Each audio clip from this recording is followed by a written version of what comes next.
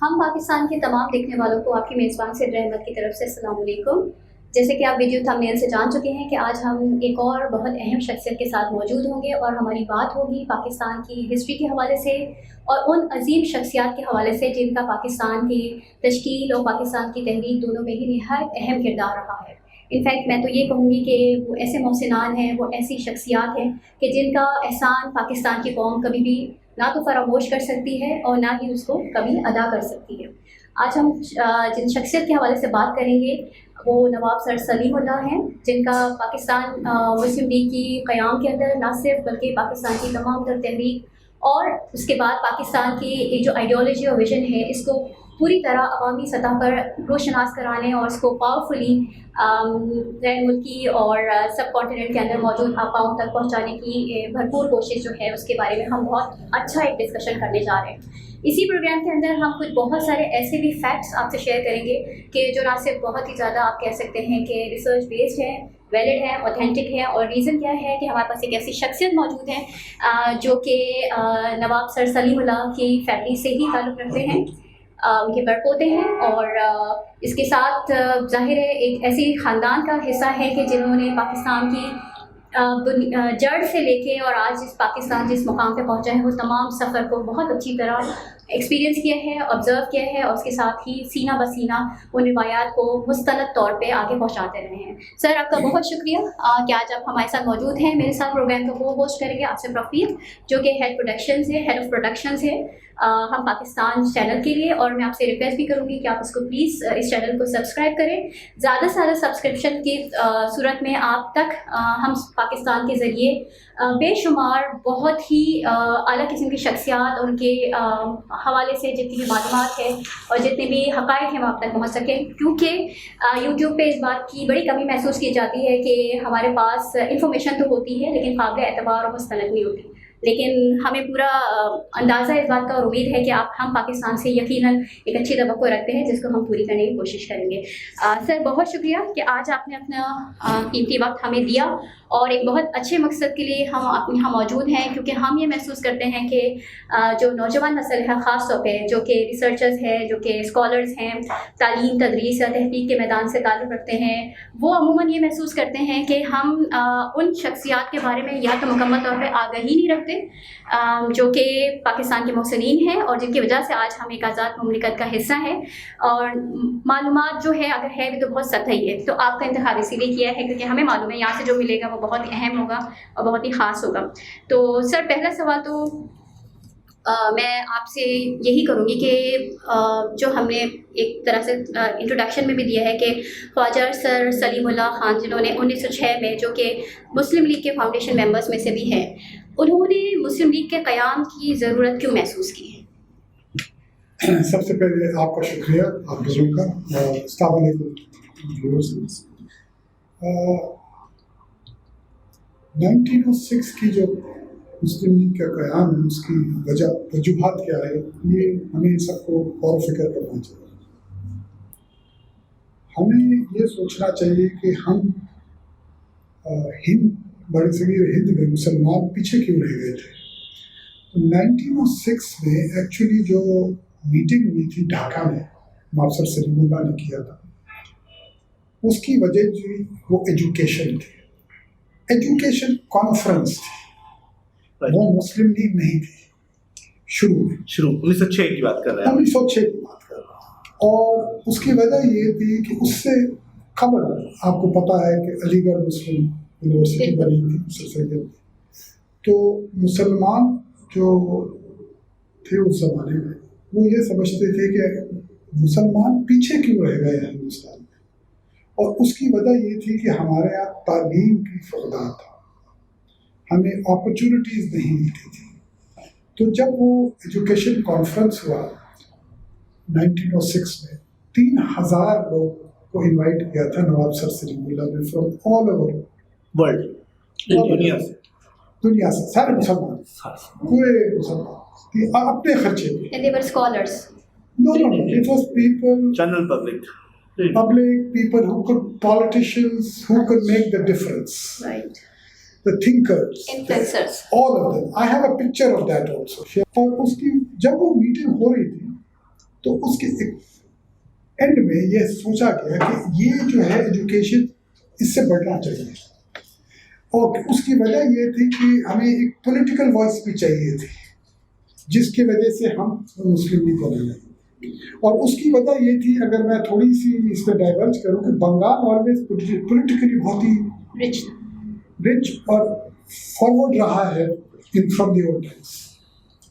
بہت سے لوگوں کو نہیں پتا کہ کانگریس جو ہے وہ دہلی میں نہیں بنی تھی، وہ بنگال میں بنی تھی، وہ کلکتہ میں بنی تھی، لوگوں کو نہیں پتا شاید.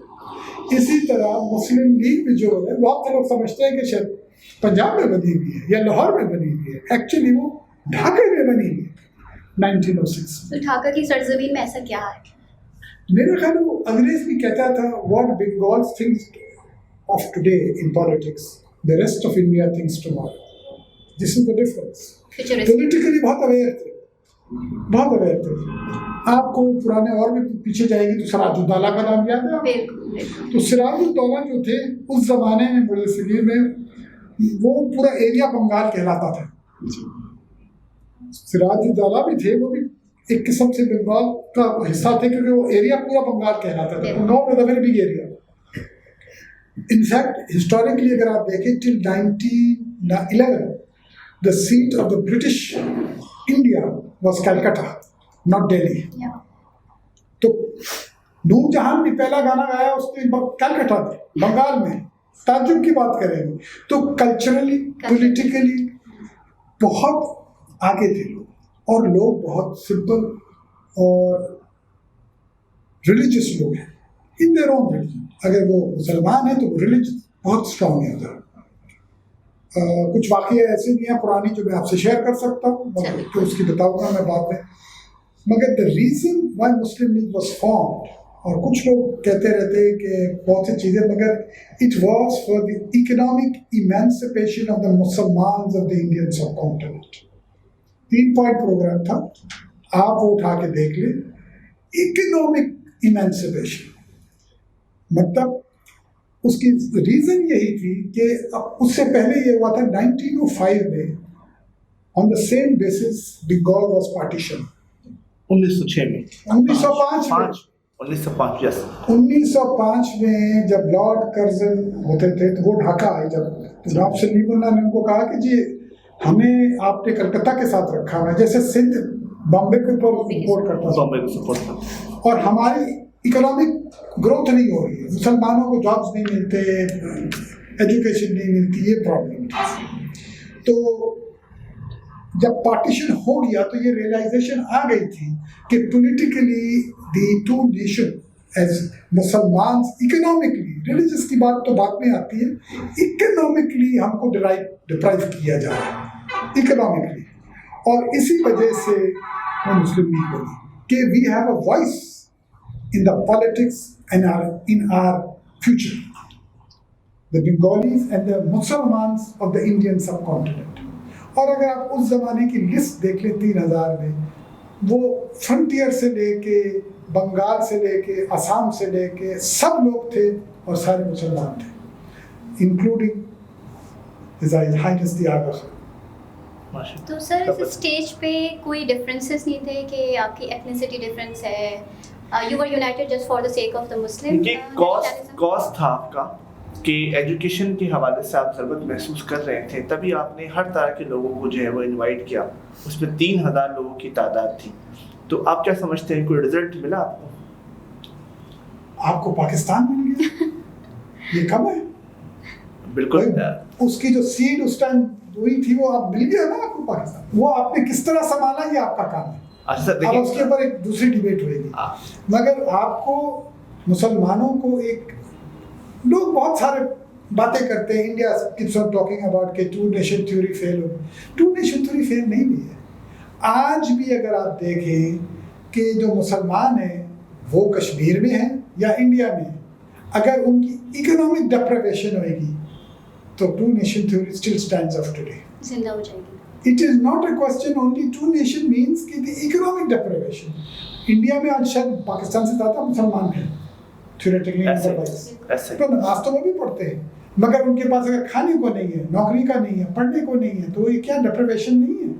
مسلم لیگ تو اس لیے بنی تھی، صرف مسجد میں جانے کے لیے نہیں بنی تھی. اگر آپ وہ 3 پوائنٹ پروگرام دیکھ لیں کہ جی مسلم لیگ بنی کس وجہ سے، ہم بھول جاتے ہیں. ہمیں یہ سوچنا چاہیے، اور اس زمانے میں یہ بڑی کلیئر بات تھی، ہر انسان جو ہے وہ برابر ہے، ہر مسلمان برابر ہے. کوئی فرق نہیں پڑتا کہ کس مصلحت سے آپ ہیں یا کس استثاثی سے آپ ہیں، وہ فرنٹیئر سے تھا یا پنجاب سے تھا یا بنگال سے تھا یا بہار سے تھا، سب برابر تھا. ان دی اسکوپ آف اپرچونٹی کے حساب سے دیکھیں نا، ہر آدمی ڈفرینٹ ہوتا ہے اس کی اپنی میرٹ سے. 5 انگلی برابر نہیں ہوتی ہے، میرٹ الگ چیز ہے، اپرچونٹی الگ چیز ہے. جو ٹو نیشن کی جو فلسفی تھی وہ یہ تھی کہ merit wise everybody is equal, مطلب everybody has equal opportunity, whether it's on education, health, whether it's economic emancipation, they are all equal.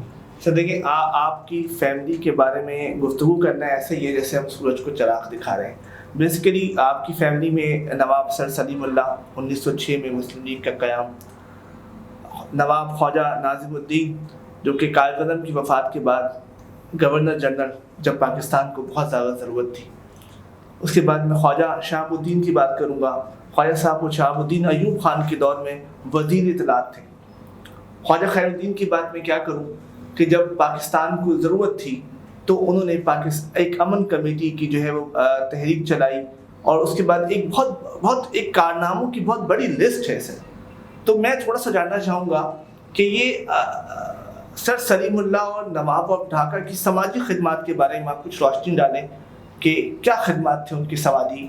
جس طریقے سے 1906 میں آپ نے کہا کہ ایجوکیشن کے حوالے سے سب جمع ہوئے، مزید کیا بتانا چاہیں گے آپ اس حوالے سے؟ دیکھیے، سب سے پہلی اور امپورٹنٹ چیز ہے کہ ہماری فیملی جو ہے نا اس کی اپ برنگنگ یہ ہے خدمت کے لیے، ناٹ اونلی ایجوکیشن میں تو بہت کیا، میں آپ سے ابھی ذکر کرتا ہوں اس کے بارے میں. ہماری بیک گراؤنڈ کچھ ایسی ہے کہ ہم یہ کشمیر سے آئے تھے 1928 میں، کشمیر سے. سر سلیم اللہ کا تعلق کشمیر سے تھا ان کی فیملی کے تعلق 7 جنریشن پہلے کشمیر تھا جی. زبردست. وہاں سے 1728 وہ پہلے گئے سلیٹ 1728 250 ایئرس اگو.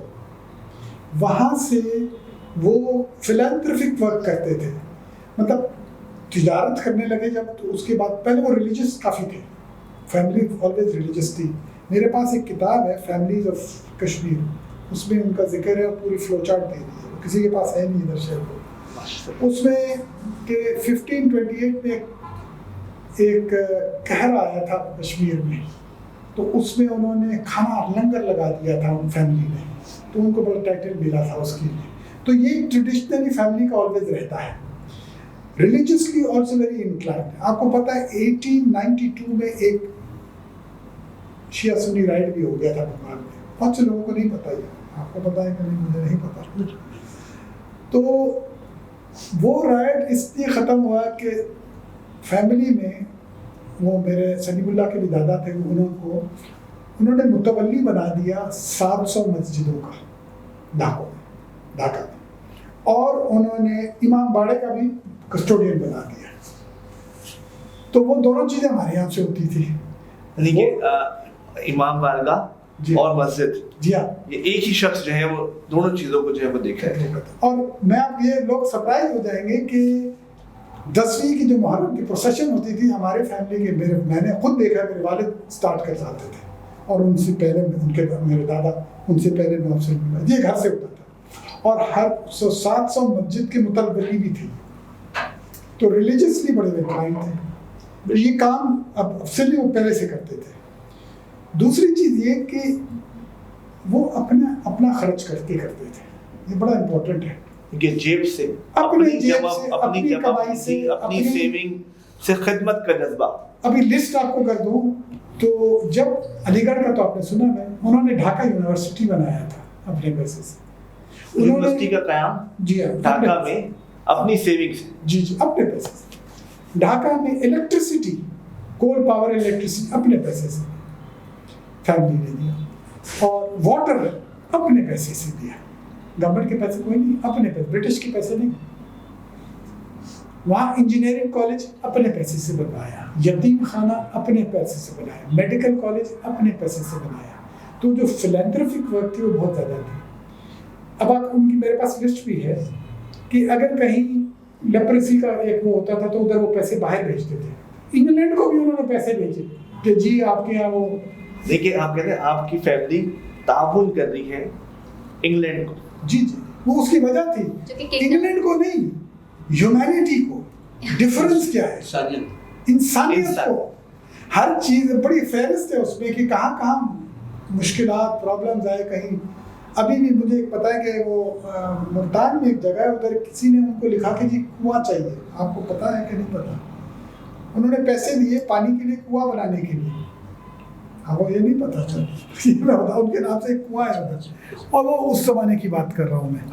تو اس زمانے کے لوگ ذرا مختلف تھے, وہ اس لحاظ سے کہ وہ اپنا خرچتے تھے, وہ دینے والے تھے, لینے والے کم تھے. اسی لیے انہوں نے جب پارٹیشن آف بنگال ہوا تو partition of Bengal from 1905 to 1911 رہا.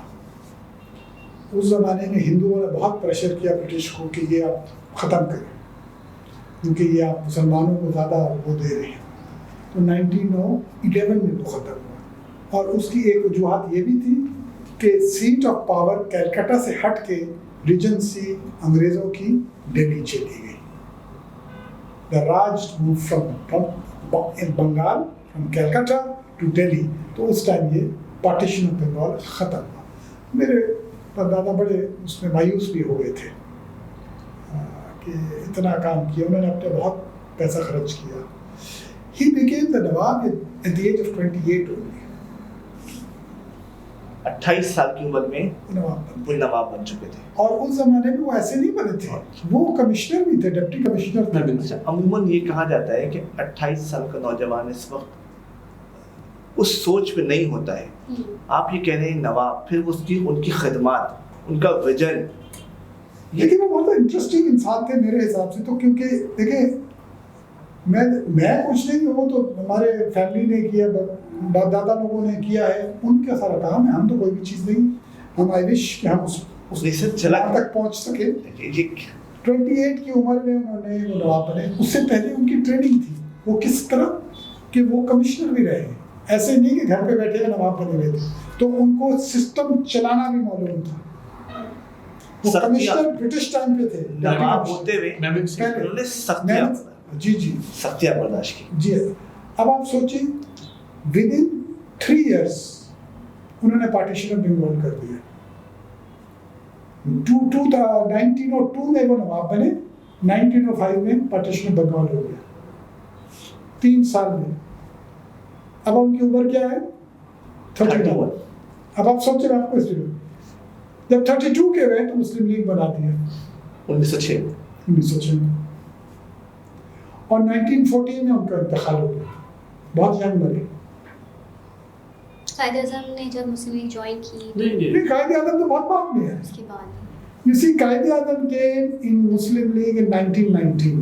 یہ تھوڑی ہسٹوریکل پرسپیکٹو بھی 4-5 سال کے بعد 5 سال بعد وہ جب وفات ہو گئی تھی. قائد اعظم کا اپنا ایک رول ہے. He galvanized the Muslims more to bring their thing and put pressure on the British. مگر جو بیسک سیڈ رکھا گیا تھا وہ مسلم لیگ کا 1906 میں رکھا گیا.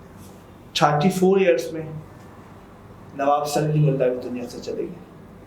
نہیں 34 سے زیادہ, مطلب 28 میں بنے نا, 2014 میں 15 میں پاس ان 15 13 سال 13 سال بڑی ایک فگر ہے. 13 سال میں اب اس کے اوپر نہیں جانا چاہتا, مگر 13 سال میں وہ خدمات سوچ رہا ہوں جو اتنے مختصر سے عرصے میں انہوں نے ڈیلیور کر دیا, اور صرف سوچ انسانیت تھی. اصل چیز انسانیت, اصل چیز کوئی ہندوازم نہیں, مسلمانزم نہیں, کرسچنزم نہیں. انہوں نے تمام لوگوں کے لیے جو ہے اپنی سیونگ کے دروازے جو ہے وہ کھول رکھے. بالکل اس زمانے میں لوگ جو پیسے اپنی تجارت سے یا اپنے لینڈ سے یا جس سے بھی بناتے تھے ان کا ایک ہی مقصد ہوتا تھا کہ کچھ کر کے جائیں، کچھ کر کے جائیں، کچھ چھوڑ کے جائیں. اور ایسی ایسی چیزیں کی وہ ابھی بھی قائم دائم ہیں. ابھی بھی ان کی یونیورسٹی ڈھاکے میں ابھی بھی ہے. And it used to be one of the best universities in the Indian subcontinent. Pakistan سے بھی لوگ جاتے تھے، مطلب ویسٹ سے بہت ادھر پڑھتے تھے. ان کی اسٹینڈرڈ بڑی اچھی ہوتی تھی. اور میں بھی گیا تھا ابھی بعد میں، پچھلے بار جب میں گیا تھا تو بڑا سکون مجھے لگا، بڑا اچھا لگا کہ جی کوئی چیز چھوڑ کے گئے. تو انسانیت is the basis of all good will. Sir آپ لوگ کی فیملی کا ماشاءاللہ ایک بہت بڑا کردار رہا ہے، تو جب آپ لوگ وہاں جاتے ہیں کیسا ریسیپشن ملتا ہے، اس حوالے سے آپ لوگوں کو یاد رکھا جاتا ہے؟ دیکھیے ہمیں یاد رکھنا چاہیے ہسٹری اپنی ایک رول پلے کرتی ہے، ٹھیک ہے، تلخیاں جو بھی ہوئی، مگر ہم جب بھی میں تو ایٹ لیسٹ جب بھی گیا مجھے بہت اچھے وائبس کہہ لیں اس کو ملے سب سے. میری انفیکٹ لاسٹ جو میں گیا تھا 2016 میں میرا خیال ہے، اور کچھ انٹیلیجنسیا لوگوں سے بھی بات ہوئی، یونیورسٹیز کے پروفیسرز، ایڈیٹرز، اور مجھے وہ ملنے صرف اسی لیے آئے، کھانے میں بلایا، انہوں نے اہتمام کیا کہ میں نواب سر سلیم اللہ کا پوتا تھا، اور کوئی وجہ نہیں. میرے اپنی کوئی وہ نہیں تھی، میں تو چھوٹا سا 10 سال. اچھا سر، میں اس طرف آؤں گا. 1906 میں مسلم لیگ کا قیام، پروسیس سلسلہ چلا. 1971 پاکستان بن گیا. 1947 پاکستان بن چکا ہے. قائد اعظم 1948 میں دنیا سے چلے گئے. خواجہ ناظم الدین قائد اعظم کی جگہ گورنر جنرل مقرر ہوئے. لیاقت علی خان وزیر اعظم. لیاقت علی خان کو شہید کر دیا گیا، خواجہ ناظم الدین وزیر اعظم. اس کے بعد مسلمان پاکستان کو کیوں نہیں برقرار رکھ سکے؟ کیا وجہ تھی کہ 1971 دیکھنا پڑا ہمیں؟ دیکھیے انسان کو اپنی غلطیوں سے بھی سیکھنا چاہیے. اگر آپ سیکھیں گے نہیں تو آپ آگے چینج نہیں کریں گے. ظاہر ہے کچھ غلطیاں ہوئی ہیں، اور اس کے اوپر انسان کو کچھ کام کرنا چاہیے اور سوچنا چاہیے، جس کو کہتے ہیں انٹرسپیکشن کرنی چاہیے. 50 سال ہو گئے ہم آلموسٹ 70 کہ کیا وجوہات تھے. اب آپ تو 71 پہ آ گئے، میں تھوڑے آپ کو اس سے پیچھے لے جانا چاہتا ہوں کہ 71 سے پہلے کیا ہوا تھا. آپ اگر تھوڑا ہسٹورک پرسپیکٹو میں دیکھیں، there is a period in the Indian subcontinent and the history of Muslim League which is 1906 to about 1915, then 1915 to about 1934. Yes. ادھر کیا ہوا تھا؟ رول چینج ہو گئے تھے کچھ. پھر 1934 سے 1946 تک اس میں کیا ہوا تھا؟ اگر آپ یہ دیکھیں کہ Bengal was the pivotal player in before، پھر وہ وہاں سے ہٹ گیا. اس کی وجہ کیا ہوئی؟ کیونکہ ظاہر ہے ان کو یہ سوچ آئی کہ ان کو they are not being taken into confidence. Maybe people from other regions were playing a bigger role. ان کی سنائی نہیں ہو رہی تھی. مگر جب 1940 کا ریزولوشن پاس ہوا تو پھر ایک بنگالی نے آ کے کیا. آپ کو پتہ ہے کہ اس ٹائم مسلم لیگ اسپلٹ ہو گئی تھی. There was the convention of Muslim League also. So Fazlul Haq was part of the conventional Muslim League. مگر اس زمانے میں جو ایلڈرز آف مسلم لیگ تھے انکلوڈنگ obviously قائد اعظم صاحب، انہوں نے سوچا کہ یہ سب کو دوبارہ سے جوڑنا پڑے گا. کوئی وہ ہسٹری کی بات نہیں کرتا کہ جی واٹ ہیپنڈ بٹوین 1934 اور 46. سر یہ اسپلٹ پاور اسٹرگل کی وجہ سے ہوئی؟ پاور اسٹرگل کہہ لیں، انٹرسٹ کہہ لیں، انڈیویجولس کہہ لیں، ہسٹری میں ایسا ہوتا ہے. مگر ہمیں as a student of today of history یہ پوچھنا چاہیے کہ یہ ہوا کیوں تھا. آپ ذرا ہسٹری جا کے پڑھیں گے مسلم لیگ کے، اس میں ملے گا آپ کو. آپ کو ایک چیز بتاؤ کہ لوگوں کو، اب میں بات کروں گا تو لوگ شاید کہیں گے غلط کہہ رہا ہوں. 1940 کی ریزولوشن جو تھی اس میں it was talked about the states. Exactly. मगर उसके बाद कोई बात नहीं. Bengal was one of the biggest states in that time. Population was, Bengal was more than, आपने मतलब there was politics then कि जी आपने पहले उसको 5 provinces बनाए, 6 बनाए. Bhalpur was a province also, उसको भी तोड़ दिया. फिर आपने 1 unit बना दिया कि ईस्ट एंड वेस्ट. तो दिस उसके हर चीज़ का एक हद होती है. उसके बाद जब आप रस्सी खींचते रहते हैं कहीं ना कहीं टूट जाती है. तो आपको सोचना चाहिए कि क्या किया कि ये टूट गया. तो इसके इंटरनल ही डायनामिक्स थे या इसमें इंटरनेशनल एक्टर्स भी थे उसमें? देखिए, जब तक इंटरनल डायनामिक्स नहीं होंगे international players can not get in. आपने वो स्पेस दिया उनको. अब आप ये देखिए ना कि कुछ इश्यूज आए, जैसे I think Bengal was 52% of Pakistan, 52%, and maybe raising earning 60-62% of the foreign exchange in the old days. But first trouble started in 1952. आपको पता है क्यों? बजट? No, language. कोई बात ही नहीं करता. 1952 में द बंगाली सेड कि जी आपको बंगाली भी नेशनल लैंग्वेज आप बनाए बेशक, या तो अरबिक को बना दें और सब, मगर you can't have Urdu as a national language because हम तो उर्दू बोलते ही नहीं. उर्दू बोलने वाले सेक्शन महदूद था बहुत में. तो एक ये प्रॉब्लम वहाँ से स्टार्ट हुआ. उसके बाद ऑब्वियसली इश्यूज आए कि जी दे फेल्ट निग्लेक्टेड. राइट और wrong, I don't want to get into a debate.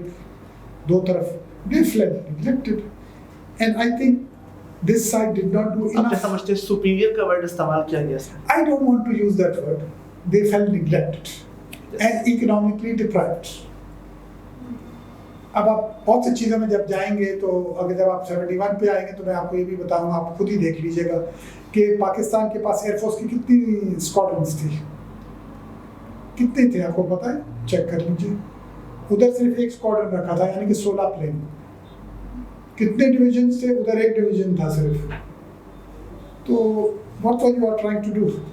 Defend इस Pakistan? I don't know. Historically अगर आप देखें तो बहुत सी चीज़ें हैं जो हमें कुछ इंट्रोस्पेक्शन करनी चाहिए. क्या आप दिल पे हाथ रख के ये कह सकते हैं कि आपने अपने बंगाली भाइयों को फेयर ट्रीट किया या नहीं किया? बाकी पॉलिटिक्स छोड़ दे. हर इंसान, मैं इंसानियत के लेवल पे बात कर रहा हूँ. मैं इस बात पे नहीं कर रहा कि पॉलिटिक्स क्या है, ईस्ट वेस्ट, पंजाब सिंध बलूचिस्तान, इस पे नहीं. एज ईच इंडिविजुअल हम क्या, लोग जब बात करते हैं 71 की, क्या बात करते हैं? नजरअंदाज करें. अभी भी वक्त है, अभी भी वक्त है कि हम जरा सा इंट्रोस्पेक्ट करके इंगेज करें. इंगेज करें, और अभी अपॉर्चुनिटी बेहतर है इस वक्त. मेरा ये ख्याल है कि देखें, जब वो कहते हैं ना किसी को जब कट लगता है तो जरा सा टाइम लगता है. पहले खून बहता है, फिर सूखने में टाइम लगता है, फिर आप भूल भी जाते हैं कि मेरे.